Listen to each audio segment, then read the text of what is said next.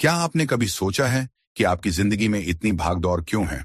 सुबह उठने से लेकर रात को सोने तक आपका मन हजारों विचारों से क्यों भरा रहता है? ऐसा क्यों होता है कि सब कुछ होते हुए भी एक अजीब सी बेचैनी, एक खालीपन महसूस होता है? अगर आपके मन में भी ये सवाल उठते हैं, तो यकीन मानिए, आप अकेले नहीं हैं। आज की इस तेज रफ्तार दुनिया में हम सब कहीं ना कहीं अपने मन की शांति खो चुके हैं। हम भविष्य की चिंता में या अतीत के पछतावे में इतने डूबे रहते हैं कि वर्तमान में जीना ही भूल गए हैं। लेकिन क्या इसका कोई समाधान है? क्या कोई ऐसा तरीका है जिससे हम इस मानसिक कोलाहल से बाहर निकलकर एक शांत और स्थिर मन पा सकते हैं? जी हाँ, बिल्कुल है। और इसका रास्ता हजारों साल पुरानी एक अद्भुत जीवन शैली में छिपा है, जिसे हम जैन के नाम से जानते हैं। जैन कोई धर्म नहीं, बल्कि जीवन जीने की एक कला है। यह हमें सिखाता है कि कैसे छोटी छोटी चीजों में खुशी खोजी जाए, कैसे अपने विचारों के तूफान को शांत किया जाए और कैसे हर पल को पूरी जागरूकता के साथ जिया जाए। आज की इस खास ऑडियो बुक शांत मन का रहस्य 10 जैन सिद्धांत में हम आपको जैन के उन 10 शक्तिशाली सिद्धांतों की यात्रा पर ले जाएंगे, जो आपके जीवन को देखने का नजरिया हमेशा के लिए बदल सकते हैं। यह ऑडियो बुक सिर्फ ज्ञान देने के लिए नहीं है, बल्कि यह एक प्रैक्टिकल गाइड है, जिसे सुनकर और अपनाकर आप अपने जीवन में वास्तविक बदलाव महसूस कर सकते हैं। तो चलिए, अपने मन के दरवाजे खोलिए और मेरे साथ इस शांति की खोज के सफर पर चलिए। अध्याय नंबर 1, वर्तमान में जीना। अतीत के बोझ और भविष्य की चिंता से मुक्ति का पहला कदम।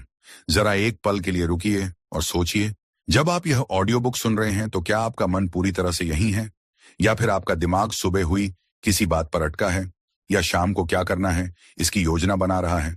ज्यादातर लोगों के साथ यही होता है। हमारा शरीर तो एक जगह होता है, लेकिन हमारा मन या तो अतीत की गलियों में भटक रहा होता है या भविष्य की अनिश्चितताओं में गोते लगा रहा होता है। जैन का सबसे पहला और सबसे महत्वपूर्ण सिद्धांत हमें इसी भटकाव से बाहर निकालना सिखाता है। यह सिद्धांत है वर्तमान के पल में जीना। इसे माइंडफुलनेस या जागरूकता भी कहते हैं। सुनने में यह बहुत आसान लगता है ना? लेकिन असल में यह हमारे मन की सबसे मुख्य चुनौतियों में से एक है।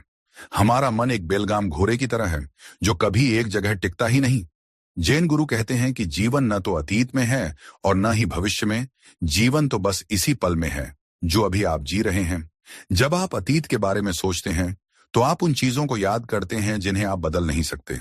इससे या तो पछतावा होता है, या दुख, या फिर गुस्सा। और जब आप भविष्य के बारे में सोचते हैं, तो आप उन चीजों की चिंता करते हैं जो अभी हुई भी नहीं है। इससे डर और बेचैनी पैदा होती है। इन दोनों ही सूरतों में आप अपने हाथ में मौजूद एकमात्र चीज खो देते हैं, और वह है अभी का पल। जैन हमें सिखाता है कि अपने हर काम को पूरी जागरूकता के साथ करो। अगर आप चाय पी रहे हैं, तो सिर्फ चाय पीजिए। चाय के कप की गर्माहट को महसूस कीजिए, उसकी खुशबू को महसूस कीजिए, उसके हर घूंट के स्वाद पर ध्यान दीजिए। उस वक्त यह मत सोचिए कि चाय खत्म होने के बाद क्या करना है। इसी तरह जब आप किसी से बात कर रहे हैं, तो अपना पूरा ध्यान उसकी बातों पर लगाइए। सिर्फ सुनने का दिखावा मत कीजिए, बल्कि सच में सुनिए। जब आप चल रहे हैं, तो अपने कदमों पर, अपने आसपास की हवा पर, अपने शरीर की हरकतों पर ध्यान दीजिए। शुरुआत में यह कुछ मुश्किल लगेगा। आपका मन बार बार भटकेगा, लेकिन आपको उसे प्यार से, बिना किसी झुंझलाहट के वापस इसी पल में लाना है। यह ठीक वैसा ही है जैसे आप एक छोटे बच्चे को चलना सिखाते हैं। वह बार बार गिरता है और आप उसे बार बार उठाकर वापस खड़ा करते हैं। आपको भी अपने मन के साथ यही करना है। हर बार जब आपका मन अतीत या भविष्य में जाए, तो उसे धीरे से कहें, कोई बात नहीं, वापस आ जाओ। यह अभ्यास धीरे धीरे आपके मन को शांत और स्थिर बना देगा। इस सिद्धांत को अपने जीवन में उतारने का एक बहुत ही सरल तरीका है अपनी सांसों पर ध्यान देना।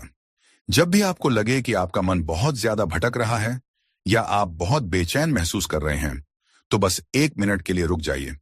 अपनी आंखें बंद कीजिए और अपनी आती जाती सांस पर ध्यान दीजिए। महसूस कीजिए कि कैसे हवा आपके नथुनों से अंदर जा रही है और कैसे बाहर आ रही है। आपको अपनी सांस को बदलने की कोशिश नहीं करनी है, बस उसे देखना है, उसका साक्षी बनना है।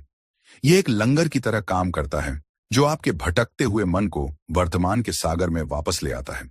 आप यह अभ्यास कहीं भी, कभी भी कर सकते हैं, चाहे आप ऑफिस में हों, बस में हों या घर पर। जब आप वर्तमान में जीना सीख जाते हैं, तो आप पाते हैं कि जीवन की छोटी छोटी चीजों में भी कितना आनंद छिपा है। सुबह की पहली किरण, फूलों की महक, किसी बच्चे की मुस्कान, ये सब आपको गहरी खुशी देने लगती है, क्योंकि अब आप उन्हें सच में देख रहे हैं, सच में महसूस कर रहे हैं। आपकी चिंताएं कम होने लगती हैं, क्योंकि आप जानते हैं कि आप सिर्फ उसी चीज को नियंत्रित कर सकते हैं जो अभी आपके सामने है। अतीत जा चुका है और भविष्य अभी आया नहीं है। आपके पास जो कुछ भी है वह यही पल है। और जब आप इस पल को पूरी तरह से जीना सीख जाते हैं, तो आप सही मायनों में जीवन जीना सीख जाते हैं। अगर आप भी अपने मन को अतीत और भविष्य की कैद से आजाद करना चाहते हैं, तो कमेंट में वर्तमान लिखिए। यह आपके इस सफर का पहला कदम होगा, लेकिन सिर्फ वर्तमान में जीना ही काफी नहीं है। अक्सर हमारा मन अतीत की कुछ ऐसी यादों और भावनाओं को थामे रहता है जो हमें आगे नहीं बढ़ने देती। हम जानते हैं कि वे हमें तकलीफ दे रही हैं, फिर भी हम उन्हें त्याग नहीं पाते। इन बोझिल यादों से कैसे छुटकारा पाया जाए, कैसे सीखा जाए जाने देने की कला, यही रहस्य हम जानेंगे अपने अगले अध्याय में। अध्याय नंबर 2, जाने देने की कला। जो आपके नियंत्रण में नहीं, उसे थाम कर क्यों रखना। पिछले अध्याय में हमने सीखा कि कैसे वर्तमान के पल में जीकर हम अपने मन को शांत कर सकते हैं, लेकिन कई बार हमारा वर्तमान भी हमारे अतीत के बोझ तले दबा होता है। हम किसी पुरानी गलती के लिए खुद को कोसते रहते हैं, किसी के कहे बुरे शब्दों को दिल से लगाए रखते हैं, या किसी अधूरे रिश्ते के दुख को सीने में दबाए रखते हैं। हम एक ऐसी नाव की तरह हो जाते हैं जो आगे तो बढ़ना चाहती है, लेकिन उसने अपना लंगर अतीत की जमीन में गाड़ रखा है। जैन का दूसरा सिद्धांत हमें इसी लंगर को उठाना सिखाता है। यह सिद्धांत है जाने देने की कला या लेटिंग गो। जैन सिखाता है कि जीवन एक बहती हुई नदी की तरह है। आप एक ही पानी में दोबारा कदम नहीं रख सकते। हर पल नया है, हर पल बदल रहा है, लेकिन हम अक्सर इस बहाव के साथ बहने के बजाय किनारों पर अटकी हुई सूखी पत्तियों और टहनियों को थाम कर बैठ जाते हैं। ये सूखी पत्तियां हमारी पुरानी यादें, हमारे दुख, हमारे गुस्से और हमारी शिकायतें हैं। हम उन्हें इसलिए थामे रहते हैं क्योंकि हमें लगता है कि यही हमारी पहचान है, या शायद हमें उन्हें त्यागने से डर लगता है। जाने देने का मतलब यह नहीं है कि आप भूल जाएं या कमजोर बन जाएं। इसका मतलब यह नहीं है कि जो हुआ वह सही था। जाने देने का मतलब है कि आप उस घटना या उस इंसान को अब यह इजाजत नहीं दे रहे कि वह आपके आज के सुख और शांति को नियंत्रित करे। आप उस बोझ को नीचे रख रहे हैं जिसे आप बेवजह ढो रहे थे। जरा सोचिए, अगर आप अपने हाथ में एक जलता हुआ कोयला थाम लें तो क्या होगा। वह आपको तब तक जलाता रहेगा जब तक आप उसे फेंक नहीं देते। नकारात्मक भावनाएं और पुरानी बुरी यादें भी उसी जलते हुए कोयले की तरह हैं। आप जितना ज्यादा उन्हें थामे रहेंगे, वे उतना ही ज्यादा आपको अंदर से जलाती रहेंगी। शांति तभी मिलेगी जब आप अपनी मुट्ठी खोलने और उस कोयले को फेंकने का फैसला करेंगे। यह फैसला आपका है और कोई आपके लिए यह नहीं कर सकता। जैन गुरु एक कहानी सुनाते हैं। 2 भिक्षु एक नदी पार कर रहे थे। नदी के किनारे एक सुंदर युवती खड़ी थी जो नदी पार करने से डर रही थी। एक भिक्षु ने बिना कुछ सोचे उस युवती को अपनी गोद में उठाया, नदी पार कराई और दूसरे किनारे पर उतार दिया। फिर दोनों भिक्षु अपने रास्ते पर आगे चले गए। घंटों चलने के बाद दूसरे भिक्षु से रहा नहीं गया। उसने पहले भिक्षु से कहा, हमें तो स्त्रियों को छूने की भी मनाही है, और तुमने उस युवती को अपनी गोद में उठा लिया। पहले भिक्षु ने मुस्कुराकर जवाब दिया, मैंने तो उस युवती को नदी के किनारे ही उतार दिया था, लेकिन तुम उसे अभी तक अपने मन में ढो रहे हो। यह कहानी हमें बहुत खास सीख देती है। हम भी अक्सर ऐसा ही करते हैं। घटनाएं कब की खत्म हो चुकी होती हैं, लोग हमारी जिंदगी से जा चुके होते हैं, लेकिन हम उन्हें अपने मन में, अपने विचारों में जिंदा रखते हैं और उनका बोझ ढोते रहते हैं। जाने देने का अभ्यास कैसे करें? इसका एक तरीका है कि आप उन भावनाओं को स्वीकार करें। अगर आपको गुस्सा आ रहा है तो उसे दबाइए मत। स्वीकार कीजिए कि हाँ, मुझे गुस्सा आ रहा है। अगर आपको दुख हो रहा है तो रो लीजिए। अपनी भावनाओं को बह जाने दीजिए। जब आप उन्हें स्वीकार करते हैं तो उनकी गिरफ्त आप पर कमजोर हो जाती है। दूसरा तरीका है लिखना। एक कागज पर वह सब कुछ लिख डालिए जो आपको परेशान कर रहा है। अपना सारा गुस्सा, सारा दुख, सारी शिकायतें उस कागज पर उतार दीजिए और फिर उस कागज को जला दीजिए या फाड़ कर फेंक दीजिए। यह एक प्रतीकात्मक क्रिया है जो आपके मन को यह संदेश देती है कि अब आपने इस बोझ को त्याग दिया है। सबसे जरूरी बात यह समझना है कि आप हर चीज को नियंत्रित नहीं कर सकते। आप यह नियंत्रित नहीं कर सकते कि दूसरे आपके साथ कैसा व्यवहार करें, लेकिन आप यह जरूर नियंत्रित कर सकते हैं कि आप उस व्यवहार पर कैसी प्रतिक्रिया दें।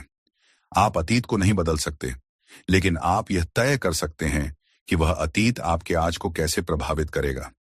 जब आप यह समझ जाते हैं तो जाने देना आसान हो जाता है। आप उन चीजों पर अपनी ऊर्जा बर्बाद करना बंद कर देते हैं जो आपके नियंत्रण से बाहर हैं। जाने देना एक प्रक्रिया है, यह एक दिन में नहीं होता, इसमें समय लगता है। लेकिन हर बार जब आप किसी छोटी सी शिकायत को या किसी पुराने दुख को जाने देते हैं तो आप हल्का महसूस करते हैं। आप अपने मन में नई और सकारात्मक चीजों के लिए जगह बनाते हैं। तो आज खुद से एक सवाल पूछिए, मैं ऐसा क्या थामे हुए हूं जो मुझे तकलीफ दे रहा है और जिसे मुझे अब जाने देना चाहिए। उस चीज को पहचानिए और उसे जाने देने का पहला कदम उठाइए। यही सच्ची आजादी है। अगर आपको ये बातें दिल को छू रही हैं और आप अपने जीवन में शांति लाना चाहते हैं तो ऑडियो बुक लेजेंड्स को सब्सक्राइब करना न भूलें, ताकि आप हमारे साथ इस सफर में बने रहें और कोई भी महत्वपूर्ण अध्याय आपसे छूट न जाए। हमने अब तक सीखा कि वर्तमान में कैसे जिया जाए और अतीत को कैसे जाने दिया जाए, लेकिन हमारी बेचैनी का एक और मुख्य कारण है। वह है हमारी जिंदगी में जरूरत से ज्यादा चीजों का होना। सिर्फ चीजें ही नहीं, बल्कि जरूरत से ज्यादा विचार, जरूरत से ज्यादा काम, जरूरत से ज्यादा रिश्ते। इस सब के बीच हम अपनी शांति कैसे खोजें? जैन हमें इसका भी एक बहुत सुंदर रास्ता दिखाता है, और वह है सादगी। कैसे कम चीजों में ज्यादा खुशी खोजी जा सकती है, यह हम जानेंगे अपने अगले अध्याय में। अध्याय नंबर 3, सादगी में छिपा सुख। कैसे कम चीजों में ज्यादा खुशी खोजी जा सकती है। अब तक हमने मन के अंदर की दुनिया को समझने की कोशिश की।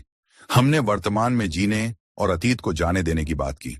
लेकिन जैन का मानना है कि हमारे मन की शांति का गहरा संबंध हमारे बाहरी वातावरण से भी है। अगर आपके आसपास का माहौल अस्त व्यस्त और भरा हुआ है तो आपके मन का भी शांत और स्थिर रहना बहुत मुश्किल है। यहीं पर जैन का तीसरा सिद्धांत काम आता है, और वह है सादगी या सिंप्लिसिटी। आज की दुनिया हमें लगातार एक ही बात सिखाती है, और ज्यादा पैसा और ज्यादा चीजें और ज्यादा सफलता और ज्यादा दोस्त। हम इस और की दौड़ में इतना भागते हैं कि हम यह भूल ही जाते हैं कि हमें सच में खुशी किस चीज से मिलती है। हम चीजों को इकट्ठा करते जाते हैं, ये सोचकर कि वे हमें खुशी देंगी, लेकिन होता इसका उल्टा है। हर नई चीज अपने साथ एक नई जिम्मेदारी और एक नई चिंता लेकर आती है। हमें उसकी देखभाल करनी होती है, उसे खोने का डर लगा रहता है, और कुछ समय बाद वह हमें उतनी खुशी भी नहीं देती। हम एक ऐसे जाल में फंस जाते हैं जहां हम चीजों के मालिक नहीं, बल्कि चीजें हमारी मालिक बन जाती हैं। जैन हमें इस जाल से बाहर निकलने का रास्ता दिखाता है। वह कहता है कि सच्ची खुशी और शांति ज्यादा में नहीं, बल्कि कम में है। सादगी का मतलब गरीबी में जीना या अपनी जरूरतों को मारना नहीं है। सादगी का मतलब है अपनी जिंदगी से उन सभी चीजों को हटा देना जो जरूरी नहीं है, जो आपकी जिंदगी में कोई मूल्य नहीं शामिल करती और जो आपकी ऊर्जा और समय बर्बाद करती हैं। यह चीजें भौतिक भी हो सकती हैं और मानसिक भी। जरा अपने कमरे को देखिए। क्या वहां ऐसी बहुत सी चीजें हैं जिनका आपने महीनों या सालों से इस्तेमाल नहीं किया है? पुराने वस्त्र, टूटे फूटे सामान, ऐसी किताबें जो आप कभी नहीं सीखेंगे। यह सारा सामान सिर्फ आपके कमरे में जगह नहीं घेर रहा, बल्कि यह आपके मन में भी बोझ पैदा कर रहा है। जब आप अपने आसपास की जगह को साफ और व्यवस्थित करते हैं तो आप पाएंगे कि आपका मन भी अपने आप शांत और स्पष्ट होने लगता है। इस अभ्यास को शुरू करने का एक आसान तरीका है कि आप हर दिन सिर्फ एक ऐसी चीज अपनी जिंदगी से हटाएं जिसकी आपको जरूरत नहीं है। आप उसे किसी को दान दे सकते हैं, फेंक सकते हैं या बेच सकते हैं। धीरे धीरे आप देखेंगे कि आपका जीवन कितना हल्का और सरल होता जा रहा है। लेकिन सादगी सिर्फ भौतिक चीजों तक सीमित नहीं है। हमें अपने जीवन के दूसरे पहलुओं में भी सादगी लानी होगी, जैसे हमारे काम। क्या हम एक ही समय में 10 काम करने की कोशिश करते हैं, जिसे मल्टीटास्किंग कहते हैं? जैन कहता है कि यह सिर्फ एक भ्रम है। जब आप एक साथ कई काम करते हैं तो आप असल में कोई भी काम ठीक से नहीं कर पाते।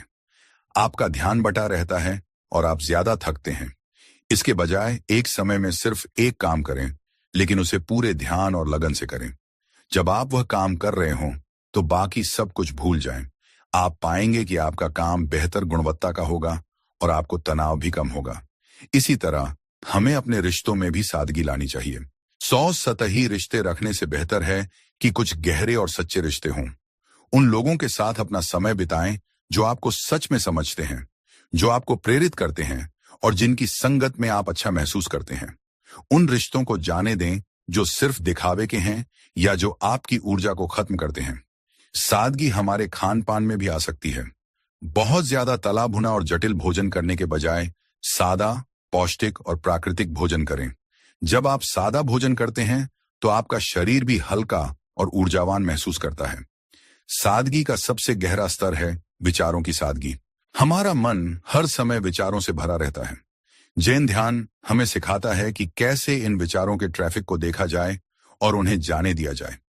जब आपका मन कम विचारों से भरा होता है तो आप ज्यादा स्पष्ट रूप से सोच पाते हैं और सही निर्णय ले पाते हैं। सादगी को अपनाना असल में अपनी जिंदगी का नियंत्रण वापस अपने हाथों में लेना है। आप यह तय करते हैं कि आपकी जिंदगी में क्या जरूरी है और क्या नहीं। आप विज्ञापन और समाज के दबाव में आकर चीजें नहीं खरीदते, बल्कि अपनी जरूरत के हिसाब से चुनते हैं। आप पाते हैं कि आपको खुश रहने के लिए बहुत ज्यादा चीजों की जरूरत नहीं है। सच्ची खुशी तो एक अच्छी किताब का अध्ययन करने में, किसी अपने के साथ वक्त बिताने में या प्रकृति की सुंदरता को निहारने में है। जब आप अपनी जिंदगी को सरल बनाते हैं तो आप असल में अपनी खुशी और शांति के लिए जगह बना रहे होते हैं। कमेंट में बताइए वो कौन सी एक चीज है जिसे आप आज ही अपनी जिंदगी से हटाकर हल्का महसूस करना चाहेंगे। अब हमने अपनी जिंदगी को सरल तो बना लिया, लेकिन जीवन हमेशा हमारी योजनाओं के अनुसार नहीं चलता। कई बार ऐसी परिस्थितियां आती हैं जो हमें पसंद नहीं होती, जो हमें दुख देती हैं। ऐसी परिस्थितियों का सामना कैसे करें? क्या हमें उनसे संघर्ष करना चाहिए या कुछ और? जैन का अगला सिद्धांत हमें इसी का रहस्य बताएगा। अध्याय नंबर 4, स्वीकार भाव का जादू। लहरों से मुकाबला करने के बजाय उन पर तैरना सीखें। हमने अब तक जीवन को सरल बनाने और मन को शांत करने के कई तरीके जाने, लेकिन जीवन एक सीधी रेखा में नहीं चलता। इसमें उतार गिरावट आते रहते हैं। कभी सब कुछ बहुत अच्छा लगता है तो कभी अचानक कोई ऐसी मुश्किल आ जाती है जिसकी हमने कल्पना भी नहीं की होती। ऐसी स्थिति में हमारी स्वाभाविक प्रतिक्रिया होती है प्रतिरोध करना, संघर्ष करना, शिकायत करना। हम कहते हैं मेरे साथ ही ऐसा क्यों हुआ, यह ठीक नहीं है, मैं इसे स्वीकार नहीं कर सकता। जैन का चौथा सिद्धांत हमें सिखाता है कि यही प्रतिरोध, यही अस्वीकार हमारे दुख का सबसे मुख्य कारण है। यह सिद्धांत है अस्वीकार भाव या एक्सेप्टेंस। जैन कहता है कि जीवन में जो कुछ भी हो रहा है उसे पहले स्वीकार करना सीखो। स्वीकार करने का मतलब हार मान लेना या यह कहना नहीं है कि जो हो रहा है वह अच्छा है। स्वीकार करने का मतलब है उस परिस्थिति की वास्तविकता को बिना किसी लाख लपेट के देखना और मानना कि हां, अभी ऐसा है। कल्पना कीजिए कि आप बारिश में फंस गए हैं और आपके पास छाता नहीं है। अब आपके पास दो विकल्प हैं। या तो आप खरे खरे बारिश को कोसते रहें, शिकायत करते रहें कि मौसम कितना खराब है और भीगते रहें, या फिर आप इस तथ्य को स्वीकार कर लें कि बारिश हो रही है और मैं भीग रहा हूं। अब मैं क्या कर सकता हूं? शायद आप आसपास कोई छांव वाली जगह खोजें या फिर बारिश का आनंद लेना शुरू कर दें। दोनों ही सूरतों में पहला कदम था परिस्थिति को स्वीकार करना। जब तक आप स्वीकार नहीं करते, आप कोई समाधान नहीं खोज सकते। आप सिर्फ अपनी ऊर्जा शिकायत करने और दुखी होने में बर्बाद करते रहते हैं। जैन हमें सिखाता है कि दर्द और दुख दो अलग अलग चीजें हैं। दर्द जीवन का एक हिस्सा है। बीमार होना, किसी अपने को खोना, असफल होना, ये सब दर्द देता है, ये स्वाभाविक है। लेकिन दुख उस दर्द के प्रति हमारे प्रतिरोध से पैदा होता है। जब हम ये मानने से इनकार कर देते हैं कि हमें दर्द हो रहा है, या जब हम उस परिस्थिति से संघर्ष करते रहते हैं जो हमारे नियंत्रण में नहीं है, तब हम दुख को जन्म देते हैं। दुख हमारा अपना बनाया हुआ होता है। जैन गुरु कहते हैं, लहरों से संघर्ष करने की कोशिश मत करो, तुम थक जाओगे। लहरों पर तैरना सीखो। जीवन की मुश्किलें उन लहरों की तरह हैं, वे आएंगी ही। आप उन्हें रोक नहीं सकते, लेकिन आप यह सीख सकते हैं कि उनके साथ कैसे तालमेल बिठाना है, कैसे उनके ऊपर से निकल जाना है। स्वीकार भाव हमें यही सिखाता है। जब कोई अनचाही घटना घटती है तो एक पल के लिए रुकें, अपनी भावनाओं को महसूस करें। गुस्सा, डर, दुख जो भी महसूस हो रहा है उसे होने दें, उसे दबाएं नहीं, और फिर खुद से कहें, ठीक है, यह हो चुका है, अब मैं इसे बदल नहीं सकता, मैं इसे स्वीकार करता हूं। आप देखेंगे कि जैसे ही आप यह करते हैं, आपके अंदर का तनाव कम होने लगता है, आपका मन शांत हो जाता है और अब आप यह सोचने की स्थिति में होते हैं कि आगे क्या करना है। स्वीकार भाव हमें दूसरों को भी वैसे ही स्वीकार करना सिखाता है जैसे वे हैं, न कि जैसा हम उन्हें बनाना चाहते हैं। हर इंसान अलग है, उसकी सोच अलग है, उसके काम करने का तरीका अलग है। जब हम इस बात को स्वीकार कर लेते हैं तो हमारे बहुत से झगड़े और शिकायतें खत्म हो जाती हैं। हम लोगों को बदलने की कोशिश में अपनी ऊर्जा बर्बाद नहीं करते। यह समझना बहुत जरूरी है कि स्वीकार करने का मतलब निष्क्रिय हो जाना नहीं है। अगर आप किसी ऐसी नौकरी में हैं जो आपको पसंद नहीं है, तो स्वीकार करने का मतलब यह नहीं है कि आप जिंदगी भर वहीं फंसे रहें। स्वीकार करने का मतलब है पहले इस सच्चाई को मानना कि हाँ, मैं इस नौकरी से खुश नहीं हूं। इस सच्चाई को स्वीकार करने के बाद ही आप नई नौकरी खोजने या अपनी स्थिति को बेहतर बनाने के लिए कदम उठा सकते हैं। अगर आप स्वीकार ही नहीं करेंगे तो आप बस हर दिन शिकायत करते रहेंगे और कुछ भी नहीं बदलेंगे। स्वीकार भाव एक बहुत अहम शक्ति है। यह हमें वास्तविकता से मिलाता है। यह हमें उन संघर्षों को करने से बचाता है जिन्हें हम जीत नहीं सकते। यह हमारी ऊर्जा को बचाता है ताकि हम उसे उन चीजों पर लगा सकें जिन्हें हम सच में बदल सकते हैं। जब आप हर परिस्थिति को, चाहे वह अच्छी हो या बुरी, स्वीकार करना सीख जाते हैं, तो आप एक अजीब सी शांति और स्थिरता महसूस करते हैं। आप जीवन के प्रवाह के साथ बहना सीख जाते हैं। अगर आप भी जीवन से संघर्ष त्याग कर उसके साथ बहना सीखना चाहते हैं, तो कमेंट में स्वीकार लिखिए। लेकिन कई बार परिस्थितियां ऐसी होती हैं जिन्हें बदलने में समय लगता है। सफलता रातों रात नहीं मिलती। ऐसे में हम अधीर हो जाते हैं, बेचैन हो जाते हैं। इस बेचैनी को कैसे दूर किया जाए? जैन का अगला सिद्धांत हमें सिखाएगा कि कैसे धैर्य रखकर हम अपने मन को शांत रख सकते हैं। अध्याय नंबर 5, धैर्य, एक शांत मन का बीज। हर चीज अपने सही समय पर होती है। जल्दबाजी क्यों? हमने सीखा कि कैसे जीवन की परिस्थितियों को स्वीकार करना है, लेकिन स्वीकार करने के बाद भी कई बार हमें परिणाम तुरंत नहीं मिलते। हम कोई नया काम शुरू करते हैं, किसी रिश्ते को सुधारने की कोशिश करते हैं या कोई नई आदत अपनाते हैं और हम चाहते हैं कि सब कुछ चुटकियों में हो जाए। जब ऐसा नहीं होता तो हम अधीर हो जाते हैं, निराश हो जाते हैं और कोशिश करना ही त्याग देते हैं। आज की इंस्टेंट दुनिया ने हमें और भी ज्यादा बेसब्र बना दिया है। हमें 2 मिनट में नूडल्स चाहिए, एक क्लिक पर खाना चाहिए और तुरंत सफलता चाहिए। जैन का 5वां सिद्धांत हमें इसी जल्दबाजी की मानसिकता से बाहर निकालता है। यह सिद्धांत है धैर्य या पेशेंस। जैन हमें सिखाता है कि प्रकृति में हर चीज अपने सही समय पर अपनी सही गति से होती है। एक बीज को वृक्ष बनने में सालों लगते हैं। एक फूल रात भर में नहीं खिल जाता। सर्दी के बाद बसंत आने में समय लगता है। प्रकृति कभी जल्दबाजी नहीं करती, फिर भी उसका हर काम समय पर पूरा होता है। हम भी इसी प्रकृति का हिस्सा हैं। तो हम हर चीज में जल्दबाजी क्यों करते हैं? धैर्य का मतलब हाथ पर हाथ धरकर बैठना और कुछ न करना नहीं है। धैर्य का मतलब है अपना काम पूरी लगन और मेहनत से करते रहना और परिणाम की चिंता किए बिना प्रक्रिया पर भरोसा रखना। यह समझना कि कुछ चीजों में समय लगता है और उन्हें समय देना ही बुद्धिमानी है। जैन में एक कहावत है, बैठो, चलो या दौड़ो, लेकिन लड़खड़ाओ मत। इसका मतलब है कि आप जो भी कर रहे हैं उसे पूरे मन से करें, लेकिन बेचैन और अधीर ना हों। जब हम अधीर होते हैं तो हम बहुत सारी गलतियां करते हैं। हम सही अवसर को देख नहीं पाते क्योंकि हमारा ध्यान सिर्फ मंजिल पर होता है, रास्ते पर नहीं। हम प्रक्रिया का आनंद लेना भूल जाते हैं। सोचिए, जब आप कोई पौधा लगाते हैं, आप बीज बोते हैं, उसे पानी देते हैं, धूप दिखाते हैं। आप हर रोज उसे खोदकर यह नहीं देखते कि मूल निकली या नहीं। ऐसा करने से तो वह पौधा मर ही जाएगा। आप बस अपना काम करते हैं और भरोसा रखते हैं कि सही समय आने पर बीज अंकुरित होगा, पौधा आगे जाएगा और फल देगा। जीवन में भी हमारे लक्ष्य और सपने उसी बीज की तरह हैं। हमें बस धैर्य के साथ अपना कर्म करते रहना है। धैर्य हमें मुश्किल समय में भी शांत रहना सिखाता है। जब चीजें हमारी योजना के अनुसार नहीं हो रही होती तो अधीर मन घबरा जाता है, चिंता करने लगता है।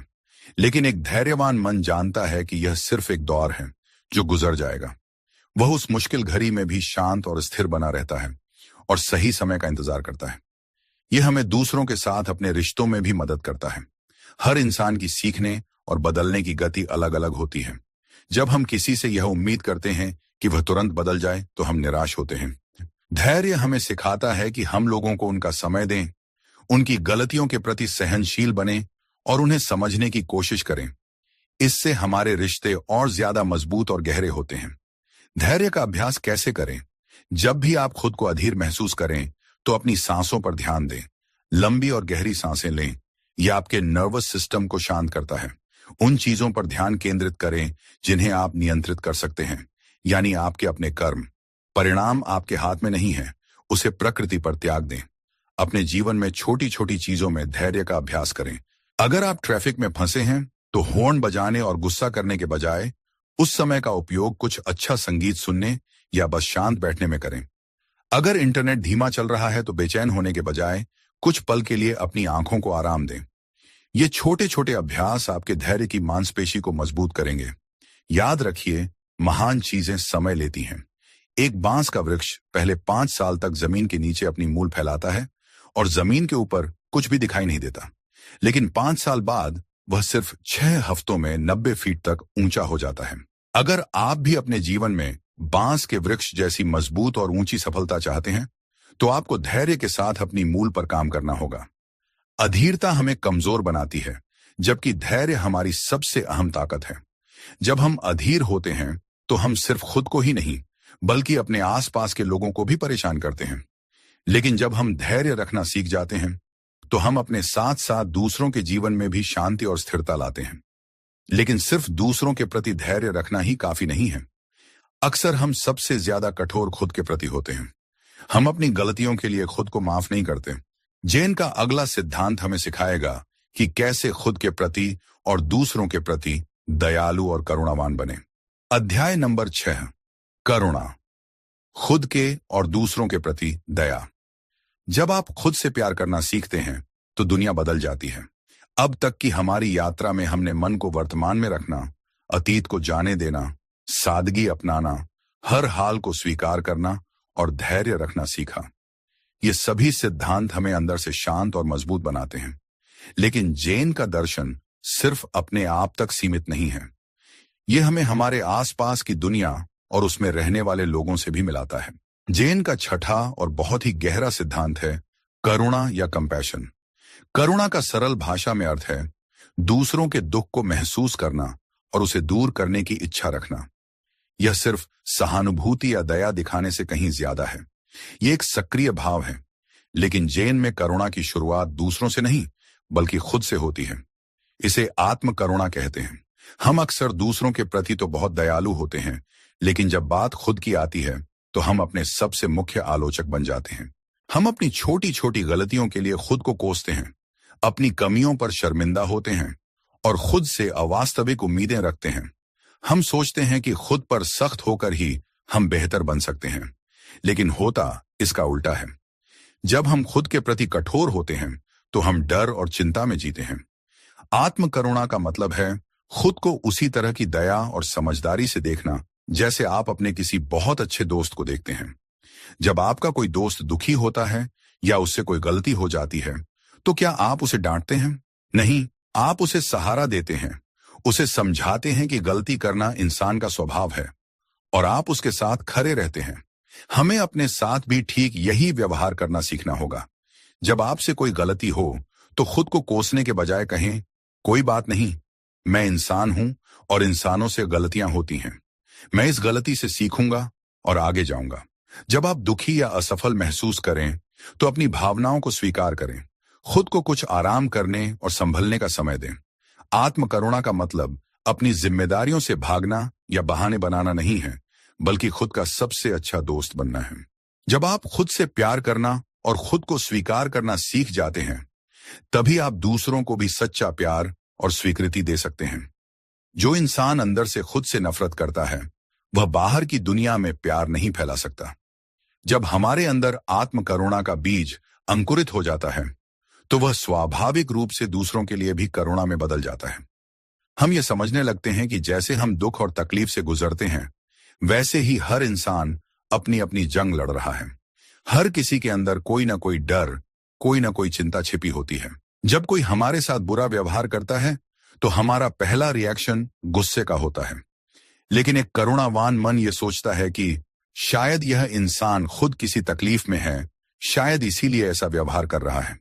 इसका मतलब यह नहीं है कि आप बुरे व्यवहार को सहें, लेकिन यह आपको नफरत और गुस्से के जाल में फंसने से बचाता है। करुणा हमें यह सिखाती है कि हम सब एक दूसरे से संबंधित हैं। किसी और का दुख कहीं ना कहीं हमारा भी दुख है, और किसी और की खुशी हमारी भी खुशी है। जब हम बिना किसी स्वार्थ के किसी की मदद करते हैं, तो हमें जो गहरी संतुष्टि और खुशी मिलती है, उसका कोई मोल नहीं है। यह मदद कुछ भी हो सकती है। किसी दुखी इंसान के साथ बस कुछ पल बैठना, किसी भूखे को खाना खिलाना, या किसी को एक सच्ची मुस्कान देना।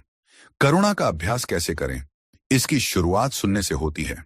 जब कोई आपसे बात कर रहा हो, तो उसे सच में सुने, बिना उसे जज किए, बिना उसे सलाह दिए। बस उसकी बात को समझने की कोशिश करें। दूसरा, लोगों को उनकी छोटी छोटी अच्छाइयों के लिए सराहें। हर इंसान में कोई ना कोई खूबी होती है, उसे पहचानने की कोशिश करें। तीसरा, माफ करना सीखें, दूसरों को और खुद को भी। माफ करके आप किसी पर एहसान नहीं करते, बल्कि आप खुद को गुस्से और नकारात्मकता के बोझ से आजाद करते हैं। जैन का मानना है कि करुणा सिर्फ इंसानों तक ही सीमित नहीं है, बल्कि यह प्रकृति के हर जीव जंतु, वृक्ष, पौधों के प्रति होनी चाहिए। जब हम यह महसूस करते हैं कि इस ब्रह्मांड में सब कुछ एक दूसरे से संबंधित है, तो हमारे अंदर सबके लिए एक प्रेम और सम्मान का भाव पैदा होता है। करुणा हमारे मन को नरम, खुला और विशाल बनाती है। यह हमें हमारे छोटे से मैं से निकालकर पूरी दुनिया से मिला देती है। यह हमें सिखाती है कि सच्ची खुशी पाने में नहीं, बल्कि देने में है। कमेंट में आत्म करुणा लिखिए अगर आप आज से खुद के प्रति और दयालु होने का वादा करते हैं। जब हम करुणा से भर जाते हैं, तो हम दुनिया को एक नई नजर से देखने लगते हैं। हम चीजों को बिना किसी पूर्व धारणा के उनकी असलियत में देखना शुरू करते हैं। इसी नई नजर को जैन में एक बहुत ही सुंदर नाम दिया गया है, और यही हमारा अगला सिद्धांत है। अध्याय नंबर 7, शुरुआती मन की शक्ति। हर दिन को एक नई शुरुआत की तरह कैसे देखें। अब तक हमने मन को शांत और करुणावान बनाने के कई सिद्धांतों पर बात की है, लेकिन कई बार हमारा ज्ञान और हमारे पुराने अनुभव ही हमारे रास्ते की सबसे मुख्य रुकावट बन जाते हैं। हम किसी भी नई चीज को सीखने या अनुभव करने से पहले ही उसके बारे में एक राय बना लेते हैं। हम कहते हैं, ओह, ये तो मुझे पता है, या ये तो मैं पहले भी कर चुका हूं, इसमें कुछ नया नहीं है। जब हम ऐसा करते हैं, तो हम अपने सीखने और अनुभव करने के सारे दरवाजे बंद कर देते हैं। जैन का 7वां सिद्धांत हमें इसी बंद दरवाजे को खोलना सिखाता है। यह सिद्धांत है शुरुआती मन या बिगिनर्स माइंड। जैन गुरु शूनरयू सुजुकी ने कहा था, एक शुरुआती के मन में कई संभावनाएं होती हैं, लेकिन एक विशेषज्ञ के मन में कुछ ही। इसका क्या मतलब है? इसका मतलब है कि जब हम किसी चीज को पहली बार सीखते हैं, तो हमारा मन पूरी तरह से खुला होता है। हम जिज्ञासु होते हैं, हम सवाल पूछते हैं, हम हर संभावना के लिए तैयार रहते हैं। जैसे एक छोटा बच्चा जब दुनिया को देखता है, तो उसकी आंखों में हर चीज के लिए आश्चर्य और कौतूहल होता है। उसके मन में कोई पूर्व धारणा नहीं होती, वह हर चीज को उसकी ताजगी में अनुभव करता है। यही शुरुआती मन है। लेकिन जैसे जैसे हम विकसित होते हैं, हम ज्ञान और अनुभव इकट्ठा करते जाते हैं। हमें लगता है कि अब हम चीजों के बारे में सब कुछ जानते हैं। हम विशेषज्ञ बन जाते हैं, और यही विशेषज्ञता कई बार हमारे लिए एक जाल बन जाती है। हमारा मन बंद हो जाता है। हम नई चीजों को शक की नजर से देखते हैं। हम ये मान लेते हैं कि हमारा तरीका ही सबसे सही है। हम भूल जाते हैं कि जीवन हर पल बदल रहा है और सीखने की कोई उम्र नहीं होती। शुरुआती मन को अपनाना मतलब अपने ज्ञान को फेंकना नहीं है, बल्कि यह मानना है कि अभी भी बहुत कुछ है जो हम नहीं जानते। यह हर दिन, हर पल को एक नई शुरुआत की तरह देखने की कला है। यह उस चाय के कप को ऐसे पीना है जैसे आप जिंदगी में पहली बार चाय पी रहे हों। ये उस इंसान से ऐसे मिलना है जैसे आप उसे पहली बार मिल रहे हों, बिना किसी पुरानी धारणा के। जब आप इस नजरिए से दुनिया को देखते हैं, तो जिंदगी कभी भी उबाऊ नहीं हो सकती। हर दिन आपके लिए एक नया रोमांच, एक नया सबक लेकर आता है। शुरुआती मन हमें हमारे रिश्तों में बहुत मदद करता है। अक्सर हम अपने करीबी लोगों को टेकन फॉर ग्रांटेड ले लेते हैं। हमें लगता है कि हम उनके बारे में सब कुछ जानते हैं। हम उनकी बातों को सुनना बंद कर देते हैं, क्योंकि हमें लगता है कि हमें पता है वे क्या कहने वाले हैं। शुरुआती मन हमें सिखाता है कि हम हर दिन अपने पार्टनर, अपने बच्चों, अपने दोस्तों को एक नए इंसान की तरह देखें। ये समझें कि वे भी हर दिन बदल रहे हैं, सीख रहे हैं। जब आप इस नजरिए से उन्हें देखते हैं, तो आपके रिश्ते में एक नई ताजगी और गहराई आती है। यह सिद्धांत हमें हमारी रचनात्मकता को भी आगे ले जाता है। जब हमें लगता है कि हम किसी समस्या के बारे में सब जानते हैं, तो हम नए समाधान नहीं सोच पाते। लेकिन जब हम एक शुरुआती मन के साथ उस समस्या को देखते हैं, तो हम ऐसे ऐसे समाधान खोज लेते हैं जिनके बारे में हमने कभी सोचा भी नहीं था। हम बच्चों की तरह सवाल पूछते हैं, ऐसा क्यों नहीं हो सकता? अगर हम इसे ऐसे करें तो क्या होगा? और यही सवाल नए आविष्कारों को जन्म देते हैं। इस मन को कैसे विकसित करें? सबसे पहले एक अच्छे श्रोता बने। जब कोई बात कर रहा हो तो उसे सिर्फ जवाब देने के लिए ना सुने, बल्कि सच में समझने के लिए सुने। यह मानकर चलें कि शायद सामने वाला कुछ ऐसा कह दे जो आप नहीं जानते। दूसरा, सवाल पूछें, खासकर अपने आप से। अपनी मान्यताओं पर सवाल उठाएं। पूछें, क्या यह सच है जो मैं सोच रहा हूं, या यह सिर्फ मेरी एक धारणा है? तीसरा, नई चीजें आजमाएं। कोई नया कौशल सीखें, किसी नई जगह पर जाएं, ऐसे लोगों से मिलें जिनकी सोच आपसे अलग हो। यह आपके दिमाग को खुला रखेगा। चौथा, अपनी गलतियों से डरे नहीं, बल्कि उन्हें सीखने के अवसर की तरह देखें। एक शुरुआती ही सबसे ज्यादा गलतियां करता है और सबसे ज्यादा सीखता भी है। जब आप खुद को विशेषज्ञ मान लेते हैं, तो आप गलती करने से डरने लगते हैं और आपका सीखना बंद हो जाता है। शुरुआती मन हमें अहंकार से भी बचाता है। यह हमें याद दिलाता है कि हम इस विशाल ब्रह्मांड में एक छोटे से विद्यार्थी हैं। यह हमें विनम्र बनाता है। जब आप हर सुबह यह सोचकर उठते हैं कि आज मैं कुछ नया सीखूंगा, तो आपका पूरा दिन उत्साह और ऊर्जा से भर जाता है। अगर आप अब तक हमारे साथ हैं, तो इसका मतलब है कि आप सच में अपने मन को शांत करना चाहते हैं और जीवन को एक गहरी दृष्टि से देखना चाहते हैं। हमारे इस सफर में बने रहने के लिए ऑडियो बुक लेजेंड्स को जरूर सब्सक्राइब करें, ताकि आप जैन के बाकी सिद्धांतों को भी जान सकें। हमने अब तक खुद को और अपने मन को समझने पर ध्यान दिया, लेकिन जैन हमें यह भी सिखाता है कि हम अकेले नहीं हैं। हम इस दुनिया में हर चीज से संबंधित हैं। यह संबंध क्या है और यह हमारी शांति को कैसे प्रभावित करता है, यही हम जानेंगे अपने अगले अध्याय में। अध्याय नंबर 8, हम सब एक हैं। यह समझना कि आपकी खुशी दूसरों से कैसे संबंधित है। अब तक हमने जितने भी जैन सिद्धांतों की बात की, वे ज्यादातर हमारे व्यक्तिगत अनुभव, हमारे अपने मन और हमारी अपनी शांति पर केंद्रित थे। हमने खुद को समझना, खुद के प्रति दयालु होना और अपनी धारणाओं को चुनौती देना सीखा। लेकिन जैन का दर्शन यहीं खत्म नहीं होता। वह हमें हमारे मैं की सीमाओं से बाहर निकालकर पूरे ब्रह्मांड से मिलाता है। जैन का 8वां सिद्धांत शायद सबसे गहरा और सबसे क्रांतिकारी है। यह सिद्धांत है अंतर संबंध या इंटरकनेक्टेडनेस। इसका सरल अर्थ है कि इस दुनिया में कुछ भी अलग थलग नहीं है। हम सब, इंसान, जानवर, वृक्ष, पौधे, नदियां, पर्वत, सब एक ही जीवन के धागे से बंधे हुए हैं। हम एक विशाल जाल का हिस्सा हैं, जिसमें हर एक धागे का महत्व है और हर एक धागा दूसरे से संबंधित है। यह सुनने में कुछ दार्शनिक लग सकता है, लेकिन अगर आप ध्यान से देखें तो यह हमारे रोजमर्रा के जीवन की एक सच्चाई है। जो हवा हम सांस में लेते हैं, वह वृक्षों से आती है। जो भोजन हम खाते हैं, वह धरती, सूरज और बारिश की देन है। हमारे पहने हुए वस्त्र न जाने कितने लोगों की मेहनत का नतीजा है। हम एक पल के लिए भी इस दुनिया के बाकी हिस्सों के बिना जीवित नहीं रह सकते। जब हम इस संबंध को गहराई से महसूस करते हैं, तो हमारा जीवन को देखने का नजरिया पूरी तरह से बदल जाता है। जब हम यह समझते हैं कि हम सब एक हैं, तो दूसरों को दुख पहुंचाने का विचार ही खत्म हो जाता है, क्योंकि किसी और को दुख पहुंचाना असल में खुद को ही दुख पहुंचाना है। जैसे अगर आप अपने ही एक हाथ से दूसरे हाथ पर चोट मारें, तो दर्द तो पूरे शरीर को ही होगा। इसी तरह जब हम किसी दूसरे इंसान के साथ नफरत, ईर्ष्या या भेदभाव करते हैं, तो हम उस विशाल शरीर को ही चोट पहुंचा रहे होते हैं, जिसका हम सब हिस्सा हैं। यह समझ हमें करुणा और सहानुभूति से भर देती है, जिसकी बात हमने पिछले अध्यायों में की थी। हम यह जान जाते हैं कि दूसरे की खुशी में ही हमारी खुशी है और दूसरे के दुख में हमारा दुख। यह सिद्धांत हमें प्रकृति के प्रति और ज्यादा सम्मानजनक बनाता है। हम यह समझने लगते हैं कि जब हम नदियों को प्रदूषित करते हैं या जंगलों को काटते हैं, तो हम असल में अपने ही घर को बर्बाद कर रहे हैं। हम अपने ही जीवन के स्रोत को नष्ट कर रहे हैं। यह हमें एक जिम्मेदार नागरिक बनाता है, जो सिर्फ अपने बारे में नहीं, बल्कि आने वाली पीढ़ियों और इस धरती के भविष्य के बारे में भी सोचता है।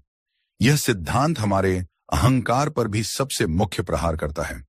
हमारा अहंकार हमें यह महसूस कराता है कि हम सबसे अलग हैं, सबसे विशेष हैं। हम अपनी उपलब्धियों, अपनी संपत्ति, अपनी पहचान से खुद को मिला लेते हैं और एक झूठी दीवार अपने चारों ओर खड़ी कर लेते हैं। अंतर संबंध का सिद्धांत इस दीवार को समाप्त कर देता है। यह हमें याद दिलाता है कि हमारी पहचान हमारे अकेले की नहीं है। हम जो कुछ भी हैं, वे हमारे माता पिता, हमारे शिक्षकों, हमारे दोस्तों और इस पूरे समाज की देन है। हमारी सफलता सिर्फ हमारी मेहनत का फल नहीं है, उसमें न जाने कितने लोगों का योगदान छिपा है। जब यह अहंकार समाप्त होता है तो हम हल्के हो जाते हैं। हम दूसरों के साथ प्रतिस्पर्धा करने के बजाय सहयोग करना सीखते हैं। हम यह समझते हैं कि जीवन एक दौड़ नहीं है जहां हमें दूसरों को हराकर आगे निकलना है, बल्कि यह एक यात्रा है जिसे हमें सबके साथ मिलकर पूरा करना है। इस संबंध को अपने जीवन में कैसे महसूस करें? इसका सबसे अच्छा तरीका है प्रकृति के साथ समय बिताना। किसी पार्क में जाएं, वृक्षों को देखें, फूलों को महसूस करें, पक्षियों को सुनें। ये महसूस करने की कोशिश करें कि आप भी इसी प्रकृति का एक हिस्सा हैं। ध्यान के माध्यम से भी हम इस एकता को अनुभव कर सकते हैं। जब हमारा मन शांत होता है तो मैं और तुम के बीच की रेखा धुंधली होने लगती है और हम एक सार्वभौमिक चेतना का अनुभव करते हैं। दूसरों की मदद करना, बिना किसी अपेक्षा के सेवा करना, यह भी इस संबंध को महसूस करने का एक शक्तिशाली तरीका है। जब आप किसी की मदद करते हैं तो आप असल में खुद की ही मदद कर रहे होते हैं। आप उस जीवन के जाल को और मजबूत बना रहे होते हैं जिसका आप एक हिस्सा हैं। यह समझ हमें अकेलापन महसूस नहीं करने देती। जब भी हम अकेला या उदास महसूस करते हैं तो हम यह याद कर सकते हैं कि हम कभी अकेले नहीं हैं। पूरा ब्रह्मांड हमारे साथ है। हर पत्ती, हर सितारा, हर इंसान हमारे साथ संबंधित है। यह एहसास हमें एक अपार शक्ति और सहारा देता है। लेकिन जब हम यह समझ जाते हैं कि हम सब एक हैं और हमारा हर काम दूसरों को प्रभावित करता है, तो यह जरूरी हो जाता है कि हम अपने काम को बहुत ध्यान और जागरूकता से करें। हम अपने दिन भर के कामों को कैसे करें ताकि वे हमारे और दूसरों के जीवन में सकारात्मकता लाएं। जैन का अगला सिद्धांत हमें इसी के बारे में मार्गदर्शन देगा। अध्याय नंबर 9, एक समय में एक काम। मल्टीटास्किंग के भ्रम को समाप्त कर एकाग्रता कैसे पाएं। अब तक हम जैन के बहुत गहरे और दार्शनिक सिद्धांतों से गुजरे हैं। हमने वर्तमान में जीना सीखा, अपने मन को सरल और शांत बनाया और यह भी समझा कि हम सब एक दूसरे से कैसे संबंधित हैं। अब हम जैन के 9वें सिद्धांत पर आते हैं, जो इन सभी शिक्षाओं को हमारे रोजमर्रा के काम में उतारने का एक बहुत ही व्यावहारिक और शक्तिशाली तरीका है। यह सिद्धांत है एक समय में एक काम या सिंगल टास्किंग। यह सिद्धांत सादगी वाले अध्याय से बहुत मिलता जुलता है, लेकिन यह विशेष रूप से हमारे करने पर, हमारे एक्शन पर केंद्रित है। आज की दुनिया में मल्टीटास्किंग को एक बहुत खास खूबी माना जाता है। जो इंसान एक साथ ईमेल का जवाब दे सकता है, फोन पर बात कर सकता है और साथ में खाना भी खा सकता है, उसे बहुत कुशल और प्रोडक्टिव समझा जाता है। लेकिन जैन कहता है कि यह सबसे मुख्य भ्रम है। जब आप एक साथ कई काम करने की कोशिश करते हैं तो आप असल में अपने ध्यान को कई टुकड़ों में बांट रहे होते हैं। इसका नतीजा यह होता है कि आपका कोई भी काम पूरी गुणवत्ता के साथ नहीं हो पाता। आप गलतियां करते हैं, आपका तनाव अधिक होता है और दिन के अंत में आप पूरी तरह से थका हुआ महसूस करते हैं, भले ही आपने कोई भी काम ठीक से पूरा ना किया हो। जैन हमें इसके ठीक विपरीत करने को कहता है। वह कहता है, जब चलो तो सिर्फ चलो, जब खाओ तो सिर्फ खाओ। इसका मतलब है कि आप जो भी काम कर रहे हैं, चाहे वह कितना भी छोटा या विशाल क्यों ना हो, उसे अपना पूरा 100% ध्यान और अपनी पूरी ऊर्जा दें। उस एक काम में पूरी तरह से डूब जाएं। जब आप सुबह अपनी चाय बना रहे हैं तो सिर्फ चाय बनाने पर ध्यान दें। पानी की आवाज सुनें, चाय की पत्ती की खुशबू महसूस करें, दूध का रंग बदलते हुए देखें। उस समय अपने फोन के बारे में या दिन भर के कामों के बारे में न सोचें। आप पाएंगे कि सिर्फ चाय बनाने का छोटा सा काम भी एक ध्यानपूर्ण और आनंददायक अनुभव बन सकता है। जब आप अपने ऑफिस का कोई जरूरी काम कर रहे हैं तो अपने फोन को साइलेंट पर रख दें, सोशल मीडिया की सारी टैब्स बंद कर दें और सिर्फ उस एक काम पर ध्यान केंद्रित करें। आप हैरान रह जाएंगे कि जो काम आपको करने में घंटों लगते थे, वह शायद आधे समय में ही और कहीं बेहतर गुणवत्ता के साथ पूरा हो जाएगा। यह सिद्धांत हमें सिखाता है कि काम की मात्रा से ज्यादा काम की गुणवत्ता महत्वपूर्ण है। दिन भर में 10 अधूरे और बेमन से किए गए कामों से बेहतर है कि आप सिर्फ 2 या 3 काम करें, लेकिन उन्हें पूरी लगन और एकाग्रता से करें। जब हम एक काम को पूरे ध्यान से करते हैं, तो हम उस काम में अपनी पूरी रचनात्मकता और क्षमता डाल पाते हैं। हम काम को बोझ की तरह नहीं, बल्कि एक अवसर की तरह देखते हैं। यह हमें फ्लो स्टेट में ले जाता है, जो एक ऐसी मानसिक अवस्था है जहां हम अपने काम में इतने डूब जाते हैं कि हमें समय का पता ही नहीं चलता और हमें गहरा संतोष मिलता है। यह सिद्धांत हमारे रिश्तों पर भी लागू होता है। जब आप अपने बच्चे के साथ खेल रहे हैं, तो सिर्फ उसके साथ खेलिए। उस समय अपने काम या फोन के बारे में मत सोचिए। जब आप अपने जीवन साथी से बात कर रहे हैं, तो अपना पूरा ध्यान उन्हें दीजिए। आधा अधूरा ध्यान देना किसी को भी अच्छा नहीं लगता और यह रिश्तों को कमजोर करता है। एक समय में एक काम का अभ्यास कैसे करें? सबसे पहले अपने दिन की योजना बनाएं। तय करें कि आज आपके सबसे महत्वपूर्ण 3 काम कौन से हैं। फिर एक एक करके उन कामों को उठाएं। जब आप एक काम कर रहे हों, तो दूसरे कामों के बारे में बिल्कुल न सोचें। अपने आसपास के विकर्षणों को कम करें। अगर संभव हो तो काम करते समय एक शांत जगह चुनें। अपने दिन में छोटे छोटे ब्रेक लें। लगातार काम करने से हमारी एकाग्रता कम होती है। हर घंटे के बाद 5 मिनट का ब्रेक लें, जिसमें आप कुछ टहलें या बस अपनी आंखें बंद करके बैठें।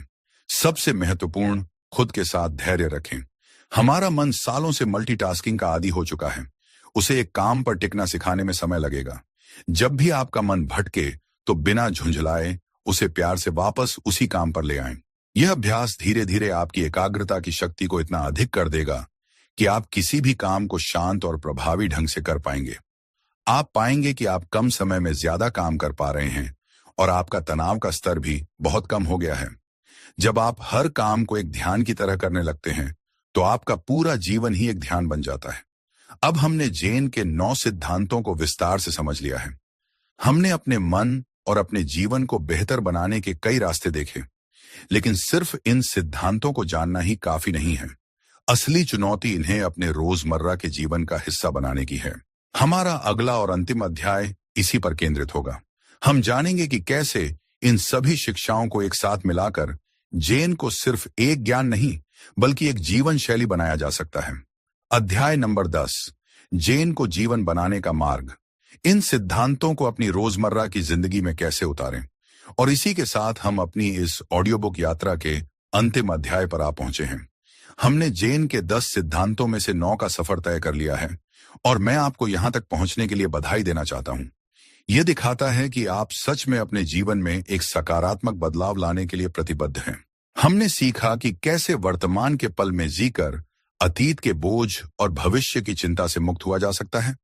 हमने जाना कि कैसे उन चीजों को जाने दिया जाए जो हमारे नियंत्रण में नहीं हैं, और कैसे सादगी में ही असली सुख छिपा है। हमने जीवन के उतार गिरावट को स्वीकार करना सीखा और धैर्य के महत्व को समझा। हमने खुद के और दूसरों के प्रति करुणा का भाव जगाया और हर चीज को एक शुरुआती मन से देखने की शक्ति को पहचाना। हमने यह भी महसूस किया कि हम सब एक दूसरे से कैसे संबंधित हैं और कैसे एक समय में एक काम करके हम अपने जीवन में एकाग्रता और शांति ला सकते हैं। ये सभी सिद्धांत मोतियों की तरह हैं। अब 10वां अध्याय वह धागा है जो इन सभी मोतियों को एक साथ पिरोकर एक सुंदर माला बनाएगा, जिसे आप अपने जीवन में धारण कर सकते हैं। 10वां सिद्धांत कोई नया नियम नहीं है, बल्कि यह इन सभी सिद्धांतों को अपने जीवन में एकीकृत करने, उन्हें अपनी आदत बनाने का मार्ग है। जैन कोई ऐसी चीज नहीं है जिसे आप सुबह 1 घंटा करते हैं और फिर दिन भर के लिए भूल जाते हैं। जैन एक जीवन शैली है, हर पल हर सांस में जीने की कला है। तो सवाल यह है कि इसे अपनी जिंदगी का हिस्सा कैसे बनाया जाए। सबसे पहली और जरूरी बात है निरंतर अभ्यास। इन सिद्धांतों को सिर्फ बौद्धिक रूप से समझना काफी नहीं है, इन्हें रोज अभ्यास में लाना होगा। शुरुआत छोटे कदमों से करें। एक दिन में सब कुछ बदलने की कोशिश न करें, वरना आप थक कर हार मान लेंगे। आज से ही तय करें कि आप इन 9 सिद्धांतों में से किसी एक को अपने जीवन में उतारने की कोशिश करेंगे। हो सकता है आप वर्तमान में जीने का अभ्यास चुनें। तो आज दिन भर जब भी आपको याद आए, बस 1 मिनट के लिए रुककर अपनी सांसों पर ध्यान दें। या हो सकता है आप सादगी का अभ्यास चुनें, तो आज अपने घर से कोई एक गैर जरूरी चीज बाहर निकालें। छोटे छोटे कदम ही लंबे समय में विशाल बदलाव लाते हैं। दूसरी महत्वपूर्ण बात है ध्यान को अपनी दिनचर्या का हिस्सा बनाना। रोजाना 10 से 15 मिनट शांत बैठकर सिर्फ अपनी सांसों को देखना आपके मन को स्थिर करने और इन सभी सिद्धांतों को गहराई से समझने में बहुत मदद करेगा। ध्यान एक जिम की तरह है जहां आप अपने मन की मांसपेशियों को प्रशिक्षित करते हैं।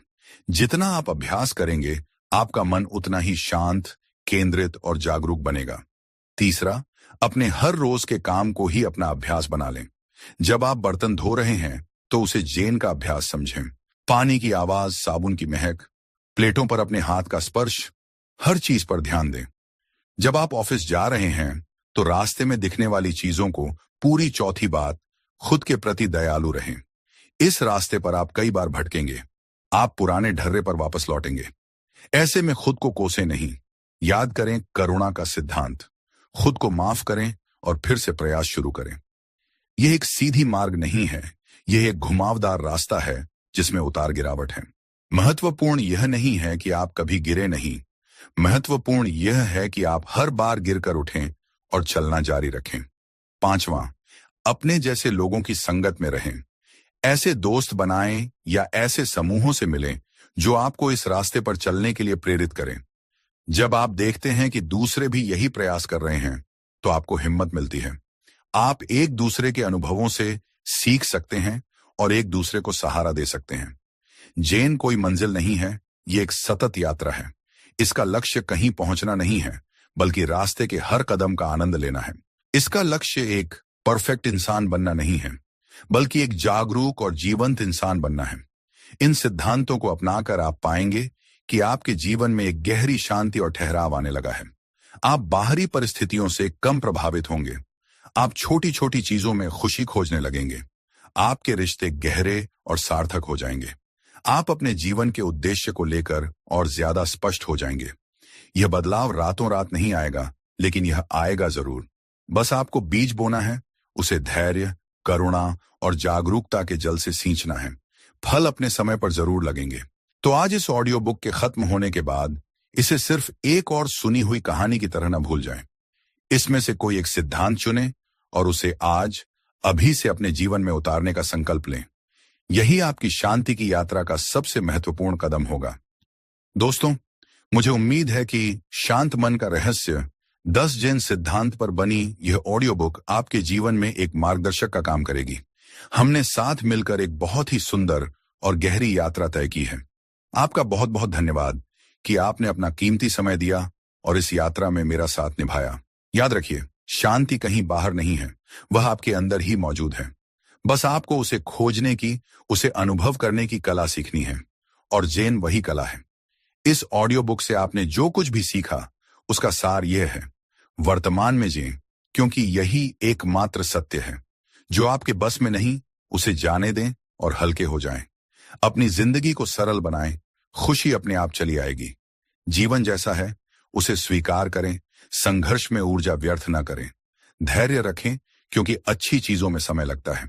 खुद के और दूसरों के प्रति करुणावान बने। हर चीज को एक नई नजर से देखें, सीखने के लिए हमेशा तैयार रहें। यह महसूस करें कि हम सब एक हैं और प्रेम फैलाएं, और अपने हर काम को पूरी एकाग्रता और डूबकर करें। अगर इस ऑडियो बुक ने आपके मन को कुछ भी शांति दी है या आपको जीवन को देखने का एक नया नजरिया दिया है, तो इस वीडियो को लाइक करके अपना प्यार जरूर दिखाएं। कमेंट्स में हमें बताएं कि आपको इन 10 सिद्धांतों में से कौन सा सिद्धांत सबसे ज्यादा पसंद आया, या आप आज से किसे अपनाने वाले हैं। आपके कमेंट्स हमें और भी प्रेरणादायक ऑडियो बुक्स बनाने के लिए प्रोत्साहित करते हैं। और सबसे महत्वपूर्ण बात, अगर आप भविष्य में भी ऐसी ही जीवन बदलने वाली ऑडियो बुक्स सुनना चाहते हैं